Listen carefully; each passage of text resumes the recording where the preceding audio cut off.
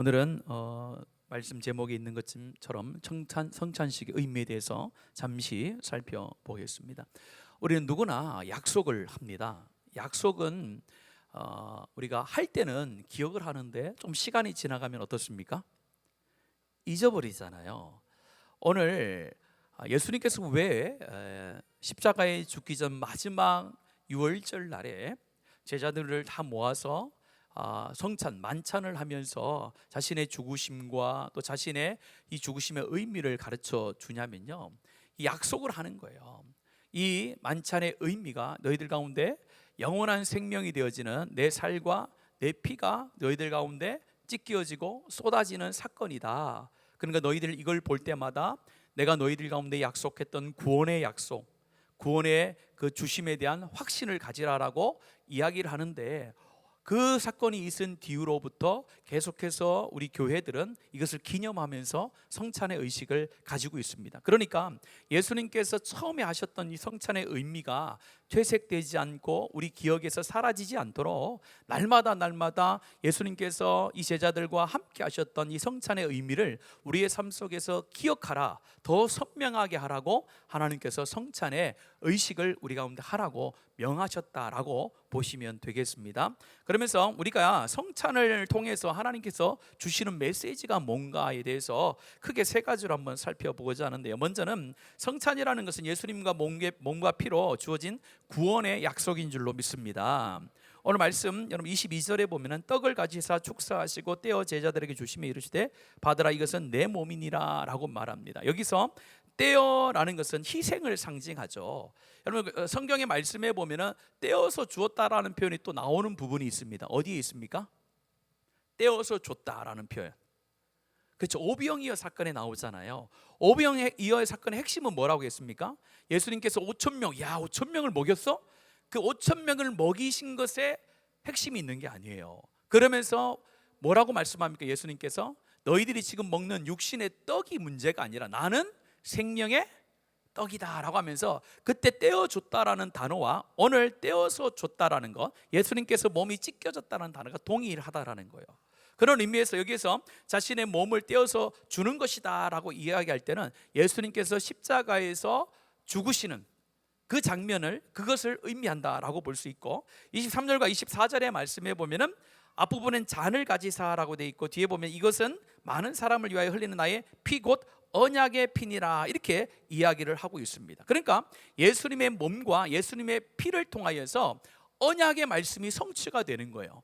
어디에 있는 언약의 말씀입니까? 구약에서 말씀했던 메시아가 와서 너희들 가운데 구원의 역사를 행하실 것이라는 그 구원의 역사를 예수님께서 친히 이 땅에 오셔서 십자가에서 자기의 몸을 찢으시고 피를 흘리심으로 일으키는 역사적인 사건이 지금 앞에 있다라는 것을 제자들 가운데 이 떡을 떼면서 이 포도주를 넘기면서 그 사건에 대해서 너희들이 기억하라라고 그렇게 말을 하고 있습니다. 그런 의미에서 우리가 성찬을 할 때마다 기억해야 될 것은 뭐냐면요, 예수님의 살과 피로 말미암아 내가 뭐 받았다는 것을 기억하라는 거예요. 구원을 받았다라는 그 구원의 약속을 다시 한번 기억하라는 의미로 우리가 계속해서 성찬을 하고 있는 것입니다. 그래서 이 성찬을 할 때마다 항상 기억해야 됩니다. 내가 하나님 앞에 구원받을 수 없는 존재였으나 하나님께서 이 땅 가운데 예수를 보내셔서 보낸 것으로 끝나는 것이 아니라 자신의 몸을 찢으시고 또 그의 피를 흘리심으로 죽으심으로 말미암아 우리가 나음을 얻고 우리가 하나님의 백성이 됐다라는 것을 우리가 눈에 보이는 떡을 떼면서 우리가 잔을 돌리면서 항상 그것을 마음속에 다시 한번 되새겨야 된다라는 것을 가르쳐 줍니다. 그러니까 성찬은 교회에서 행하는 행사가 아닌 거예요. 종교적인 행위가 아니라 그 사건을 통해서 실제로 우리 가운데 임하시는 하나님이, 그 말씀으로 임하시는 하나님이 우리 가운데 잔과 포도주로 우리의 마음속에 들어오는 행위를 통하여서 더 선명해지도록 우리가 성찬을 행하는 거라고 하나님은 말씀하고 있습니다. 그러니까 이번 주에 저희들이 성찬을 오는 주에 하잖아요. 여러분들이 떡을 떼고 잔을 마실 때 뭘 기억해야 되느냐? 내가 어떻게 하나님의 떡과 하나님의 피를, 내가 하나님의 몸과 하나님의 피를 마실 수 있는 존재가 됐는가? 참 하나님 앞에 감사하다. 나 같은 존재가 어떻게 이렇게 하나님 앞에 은혜를 받고 구원을 받을 수 있는 자가 되어졌는가, 그것을 기억하며 성찬에 참여해야 되는 줄로 믿습니다. 여러분들 그것을 기억해야 되는 거예요. 단순히 떡을 돌리고 잔을 돌리니까 뭐 시간 되면은 빵 먹고 시간 되면 떡 먹고 그런 게 아닌 거예요.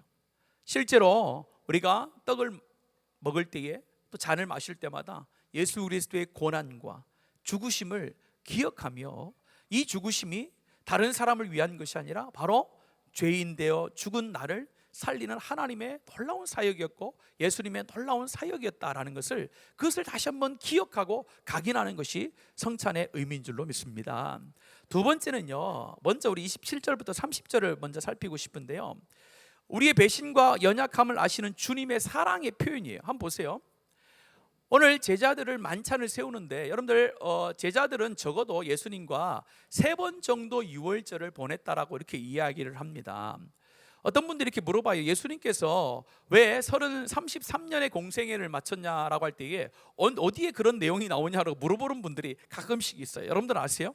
왜 예수님께서 33년의 생 중에 3년의 공생애를 살고 죽으셨다라고 보통 이렇게 이야기를 하잖아요.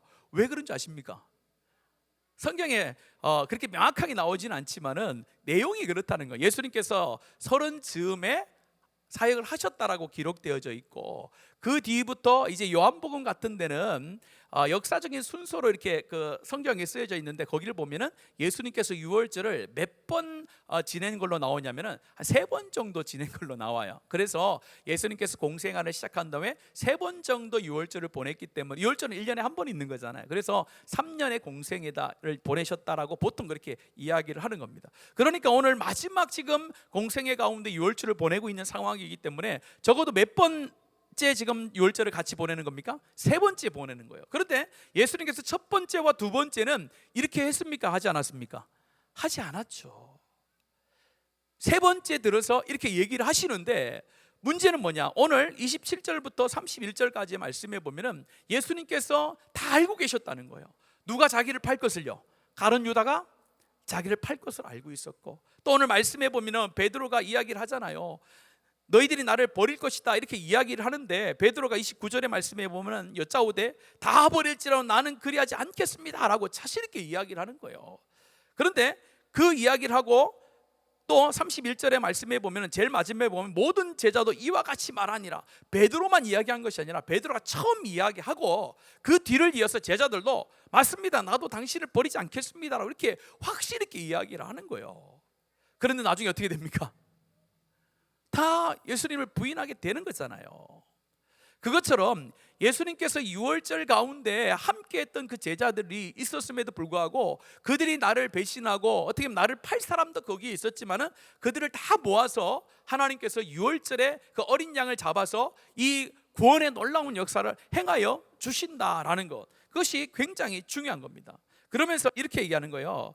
하나님께서 원하시는 것은 완전함이 아니라 자기의 연약함을 아는 것이다 라고 말씀하는 거예요. 오늘 우리가 하나님 앞에 성찬을 할 때마다 기억해야 될 것은, 하나님 앞에 얼마든지 배반하고 하나님을 모른다고 할 수 있는 연약함이 누구에게 있다라는 겁니다. 우리 가운데 있다라는 것을 하나님은 알아요.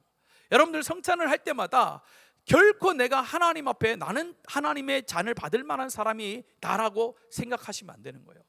아무 생각 없이 잔을 받으면 되겠습니까? 안 되겠습니까? 안 된다는 거예요. 성찬의 의식 가운데 갈 때에 가장 중요한 것은 내가 이 잔을 과연 받을 수 있는 존재였는가를 다시 깊이 생각해야 되는 거예요. 그러면서 하나님, 내 연약함에도 불구하고 하나님께서 강건적으로 역사하셔서 나를 구원받을 자로 세우시고 구원받게 하셔서 지금 하나님께서 주시는 이 살과 피를 마시게 되는데, 참 하나님 앞에 내가 뭐하다는 거예요? 부끄러운 자입니다. 연약한 자입니다. 그걸 인정할 수 있는 것이 성찬의 자리인 줄로 믿습니다. 그래서 우리가 초대교회는요, 성찬과 애찬이 따로 있지는 않았어요. 애찬은 무엇입니까? 애찬은 모든 사람들이 식사 겸해서 떡과 잔을 돌리는 것을 말합니다. 그러나 이게 점점점 시간이 지나면서 이제 교회 안에서는 예수 믿는 사람이 믿음을 고백하며 잔과 또 떡을 떼는 것을 성찬이라고 그러고, 또 모든 사람들이 성찬이 끝난 후에 다 또 떡을 떼게 하고 마시게 하는 건 애찬이라고 이렇게 얘기를 해요. 그래서 교회는 두 가지를 다 할 수 있습니다. 그러나 우리가 그걸 정해서 어느 때는 애찬을 하고 어떤 때는 성찬을 해요. 그러나 중요한 것은 많은 사람들이, 저도 성찬을 몇 번 해봤겠습니까? 얼마나 많이 해봤겠습니까? 중요한 것은 이 의미를 모른다는 거예요. 내가 잔이 오니까 받는 거예요, 여러분들. 떡이 오니까 떡을 먹는 거예요, 여러분들. 그건 의미가 없는 거예요. 떡과 잔을 마실 때마다 뭘 생각하는 거예요? 그의 죽으심을 기억해야 되는 거예요. 내가 과연 이 떡을 먹을 수 없는 자였으나 하나님께서 나를 이곳으로 인도하셔서 떡과 잔을 들 수 있는 자로 세우셨구나라는 그런 하나님 앞에서 영적인 겸손함이 우리 가운데 있어야 됩니다. 이번에 여러분들 성찬을 할 때에, 이번에는 애찬은 아니잖아요. 그래서 우리 아이들이나 세례받는 아이들은 받지 않은 분들은 먹지 못하지만은 어쨌든 믿음을 고백한 사람들은 먹을 때마다 자신의 과거의 삶, 현재의 삶을 돌아보면서 참 하나님 부족함에도 불구하고 내가 하나님의 잔과 하나님의 이 피를 마십니다. 하나님 나를 새롭도록, 하나님 다시 한번 하나님 나라를 위해서 쓰임 받도록 그런 결단이 있도록 하나님 인도해 주십시오. 그런 마음으로 하나님 앞에 잔과 또 떡을 떼시는 저와 여러분 되기를 축복합니다. 마지막은요, 제가 늘 궁금했던 거였어요. 뭐냐면은 저도 어릴 때 그 유아 세례를 받고 입교를 하니까 중학교 때부터 이걸 먹었잖아요. 근데요, 이 먹을 때마다 얼마나 사람들이 좀 침울한지 몰라요. 굉장히 침울해요. 성찬식 한다 그러면요, 교회가 웃으면 안 돼요. 웃으면 큰일 납니다. 막 이렇게 있어요. 그것이 첫 번째, 두 번째 의미가 있기 때문에 그런 거예요. 근데 세 번째도 있어요. 오늘 여러분 말씀 한번 보실래요? 25절 말씀 한번 보겠습니다. 25절 시작. 진실로 너에게 이르노니 내가 포도나무에서 난 것을 하나님 나라에서 새 것으로 마시는 날까지 다시 마시지 아니하리라 하시니라. 자, 이것은 뭘 이야기합니까? 이거는 성찬이라는 것은 부활 이후에 하나님 앞에 영광의 잔치에 대한 우리가 리허설이라고 볼 수 있어요. 리허설. 그러니까 하나님의 구원받은 자들이 이 천상의 하나님의 나라에 가서 하나님과 영원토록 즐거워하는 그런 만찬의 개념을 가지고 있다라는 거예요. 그래서 우리가 성찬이식이라는 것은 엄숙해야 됩니다. 또 근엄해야 됩니다. 우리가 하나님 앞에서 우리의 죄를 고백하고 우리 연약함을 고백하면서 하나님의 구원하심에 대한 확신도 있어야 됩니다. 더 중요한 건 뭡니까? 그 구원하심에서 더 나가서 우리의 삶이 뭐요? 영광스러운 하나님과 같이 그 만찬을 즐기는 그런 소망이 우리 가운데 있다라는 거예요. 그래서 항상 이 성례식은 하나님 앞에서 은혜로 시작하고 내 연약함으로 시작하지만 끝은 뭡니까? 부활로 끝나는 줄로 믿습니다. 그래야 되는 거예요. 성찬은 우울한 게 아니에요. 성찬은요, 하나님께서 결과적으로 우리 가운데 영원한 소망과 영원한 기쁨과 영원토록 하나님 즐거워하는 삶을 주신 증표로 성찬을 하는 줄로 믿습니다. 그렇게 해야 되는 거예요. 그래서 성찬이 끝난 뒤에는요, 뭘 해야 되는 거예요? 하나님 앞에 감사의 찬송을 올려야 되는 거예요. 감사의 찬송이 올라가야 그게 온전한 성찬의 마무리가 되는 것입니다. 여러분, 이런 세 가지 의미를 기억하면서 성찬을 할 때마다 예수 그리스도의 죽으심을 기억하고 또한 기억해야 될 것은 뭡니까? 예수 그리스도의 부활하심을 기억하고 우리도 부활한 몸으로 천상에서 하나님과 영원토록 즐거워하며 이 만찬을 즐기는 그런 삶을 살게 될 거라는 소망 가운데 우리 성찬을 하는 것입니다. 여러분, 그런 마음으로 성찬에 임하여서 하나님 주신 놀라운 구원의 역사와 은혜와 감격도 있고 또 하나님께서 주시는 그 구원을 통한 기쁨과 찬양도 넘쳐나는 그런 성찬의 예식이 되어지는 그런 또한 하나님의 사람들이 되어지는 우리 교회 성도들이 되어지기를 축복합니다. 이 시간 이 찬양 한번 드리고 우리 말씀을 넣고 기도하고 우리 또 교회를 위해서 함께 기도하겠습니다. 우리 제일 처음에 불렀던 찬양인데요, 우리 가사를 좀 기억하시면서 함께 드렸으면 좋겠습니다. 우리 예수님께서 유월절 어린 양의 모습으로 피를 흘리고 살을 찢은 것을 여러분들 기억하시면서 우리 함께 하나님 앞에 믿음으로 고백하겠습니다.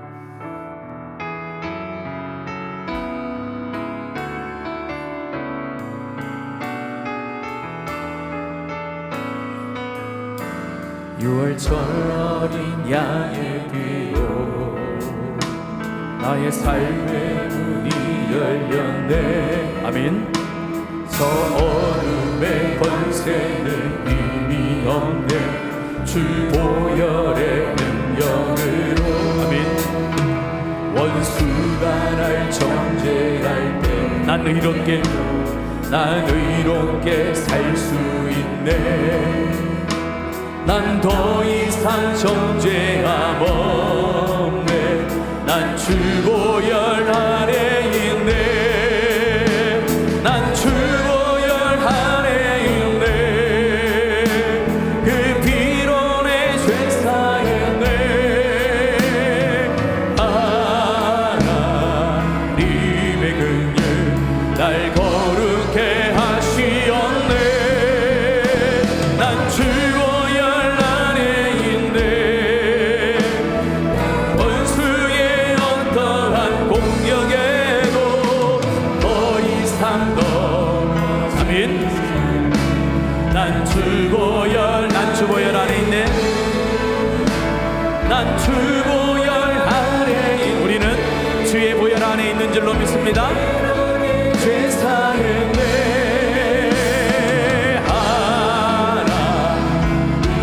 날 거룩하게 하시었네. 난 주보혈 아래 있네. 난 원수의 어떠한 공격에도 더 이상 넘어지지 않네. 난 주보혈 안에 있네. 난 주보혈 안에 있네. 한 번 더 고백할까요? 난 주보혈 안에 있네.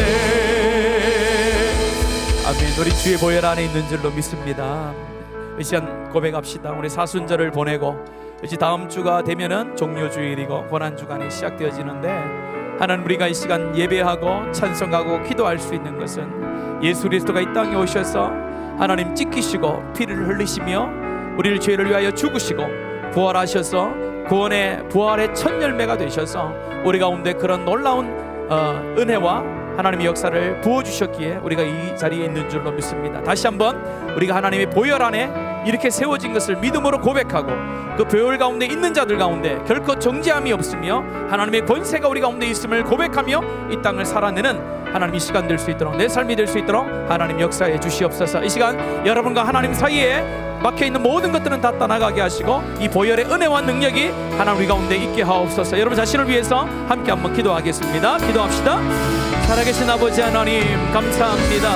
우리 하나님께서 함께 해주셔서 다시 한번 하나님의 말씀을 통하여 우리가 하나님의 예수 그리스도의 죽으심과 부활로 인하여 우리가 하나님의 백성이 되어진 줄로 다시 한번 우리 마음속에 새기게 하시니 참 감사합니다. 우리의 삶 가운데 부족한 것이 많습니다. 연약한 것이 많습니다. 그럼에도 불구하고 우리 하나님께서 우리를 택하여 주시고 하나님의 백성으로 인쳐주시며 하나님의 권세를 우리 가운데 허락하여 주셔서 자녀의 권세로 이 땅을 살아갈 수 있도록 인도해 주신 것 참 감사합니다.